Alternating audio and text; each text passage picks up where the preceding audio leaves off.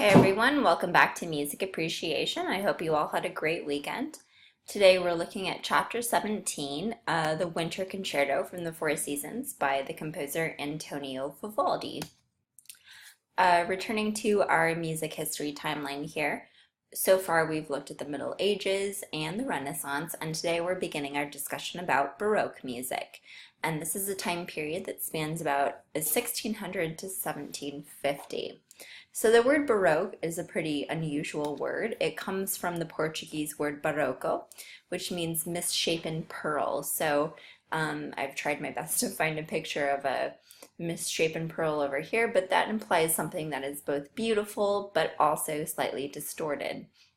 So this term was originally used in sort of a derogatory, insulting way by music critics to imply music that was gaudy, overly ornamented, highly decorated to the point of being sort of bizarre or extreme. And this probably implies that a lot of instrumental music was kind of over the top during this time period. So you can decide for yourself if you agree with that. This is the time period also when instrumental music comes to the forefront, and also where we start to see some of the genres that we still know and are still used today in contemporary classical music. So we're going to look at the concerto today, and the word concerto comes from the Latin word concertare, which means that we have two differing groups that are both interacting together at the same time, two groups working together. So in this context, we have both a soloist and also an orchestra. So I've included a couple of pictures here. So our two differing opposing groups in this context would be the orchestra. Here you can see in the background, normally they're all wearing black to form a homogeneous whole. And then we've got the conductor, and then the soloist here would be the one person at the very front, normally wearing a different color so that they can differentiate themselves from the rest of the group. So a concerto is an instrumental genre, meaning there are no voices, there's no singing, it's purely instruments. And this we'll see contrasting timbres between the orchestra and also the soloist here. Here's another picture of a concerto being performed in modern day. So you can see the orchestra in the background all wearing black. So that's the first group, and then in the front here we can see the pianist who is forming the second group, and she is wearing a different color to differentiate herself as well. The concerto is an interesting genre because it sort of originates from kind of an architectural place. So the first instance of a concerto style originates from St. Mark's Basilica in Venice. And this is an interesting sort of architectural anomaly because it features two choir lofts, whereas most cathedrals during this time period would only have one for the choir to sing from. So you could have a choir here on the right, you could have a choir here on the left, or you could have a choir on one side and a group of instrumentalists on the other side. But this creates a really cool stereo effect and also allows for these two groups to kind of converse back and forth, form a dialogue. So this became known as the concertare effect, which eventually coalesces into the genre of the concerto. So we've already talked about timbre, the difference between a soloist and the orchestra. And the other important thing to note about a concerto is the form. So of course, if we have two different groups that are sort of conversing in a dialogue between each other, they'll be alternating one from the other. So we'll call the orchestra, their part will be called the ritornello. And ritorn means return. It's an Italian term, kind of a good conjugate there. And ello is a diminutive meaning little, so it's a little return. So each time we hear the ritornello, or the entire orchestra together, they'll be performing a similar melody. You can think of it as being analogous to maybe the chorus in a pop song. And then the solo each time will be a different sort of virtuosic line. and new material each time. So it's a very simple, straightforward form. We're just hearing the orchestra, soloist, orchestra, soloist, etc., etc. If we want to look at this in a little bit more detail here, we can see that this actually maps onto changes in key areas. So the important thing to note here, and again, I don't expect you to know how to read music or to know key areas or anything, but the ritornello will always be in the home key or the main key, and we'll call that the tonic. So this particular concerto we're looking at is in the key of F minor. So we'll start in the key of F minor. We're going to move away from that occasionally here, and that's what's called modulation, and that creates a sense of sort of tension and release. And then we'll end up back here again in F minor, which gives us a sense of returning home and the sense of finality.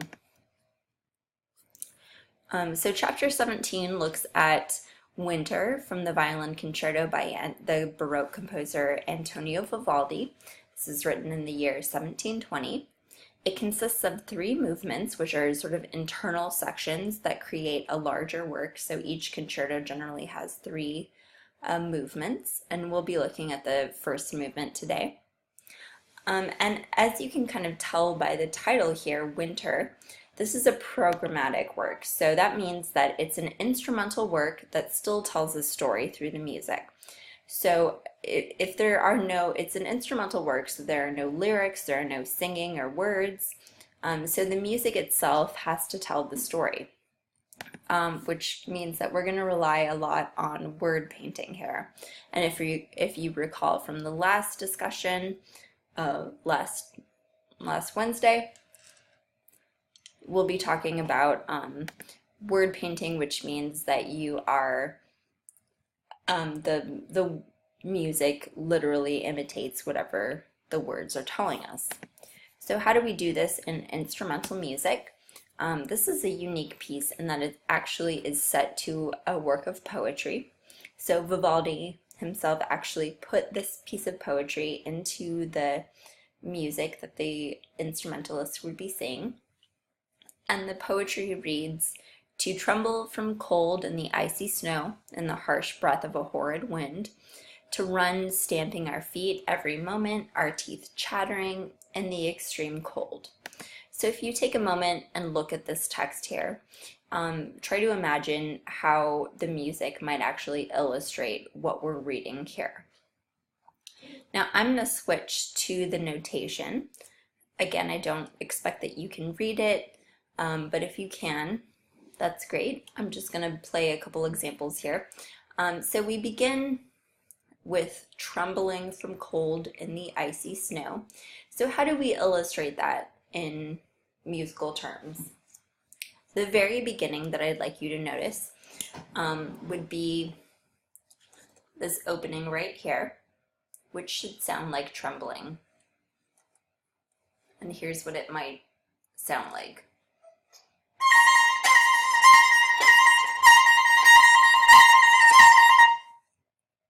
So that's what you'll hear from each of the violins.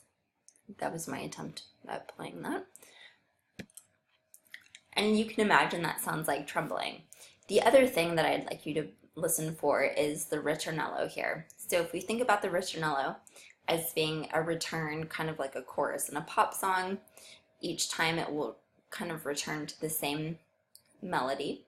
So I'm going to play that melody for you as well, so that you have that in your minds. Scrolling down here. So each time you hear the ritornello, you'll hear this same melody, and everyone will play it at the exact same time. And this corresponds to the lyrics about stamping your feet. So imagine yourself stamping your feet. It's kind of a very declamatory statement here.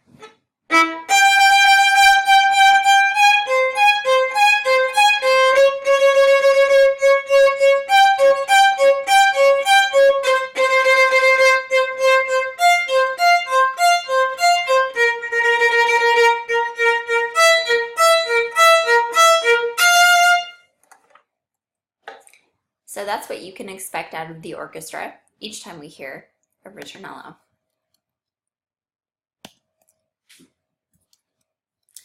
All right, so next I would like to listen to this piece twice through. The first time I will pull up this listening guide here and try to follow along with the form here. So I've laid it out by timbre according to the form. So for ritornello 1, solo, ritornello, solo, ritornello, solo, solo, ritornello. That of course corresponds to orchestra, solo, orchestra, solo, orchestra, solo, orchestra. I've also laid out the poetry here that would be included, so that will provide examples for word painting, and here's how we will hear the word painting taking place.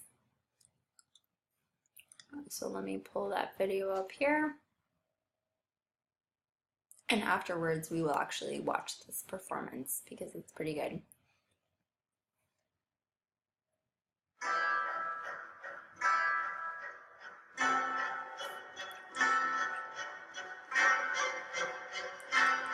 So now we can hear the orchestra kind of trembling as I played for you.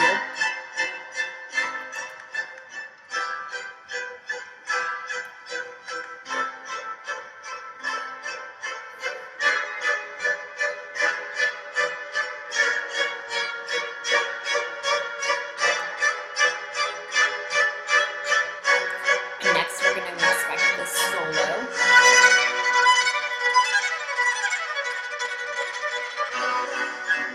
Imagine the harsh breath of a horrid wind, trembling from high to low very quickly.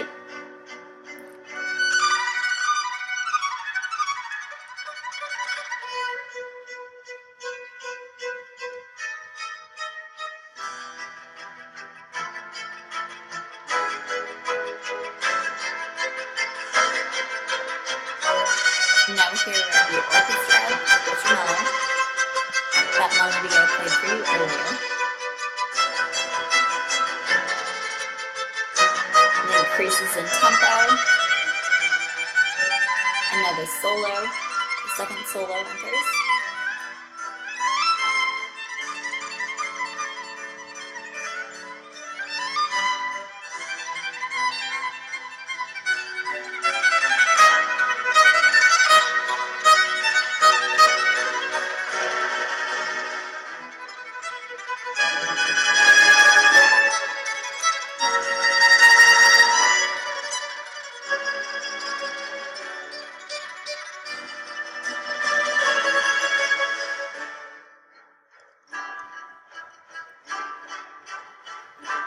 And hopefully here you can feel that we've had a change in sections.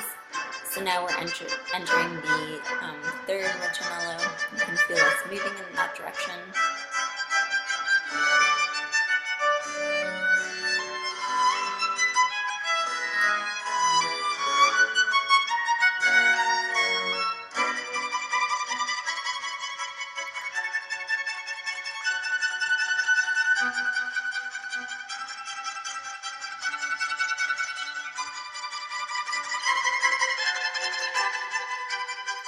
Now we've reached the point where we're making sort of a chattering sound.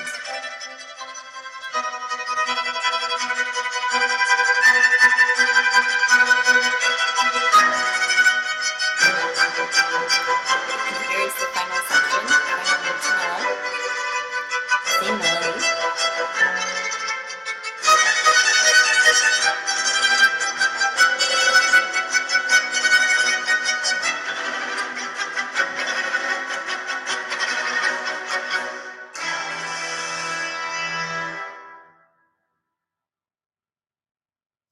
Great. Now I'd like to rewatch this performance here to show you what a concerto might actually look like. So this is a great performance of a Baroque era performance. So you can see we have the soloist, she's standing right here. The rest of the group is behind her. And then we've got a harpsichord, which is sort of an early predecessor to the piano right at front. So as you listen now, as you're watching, try to see if you can pick out the different sections in the form.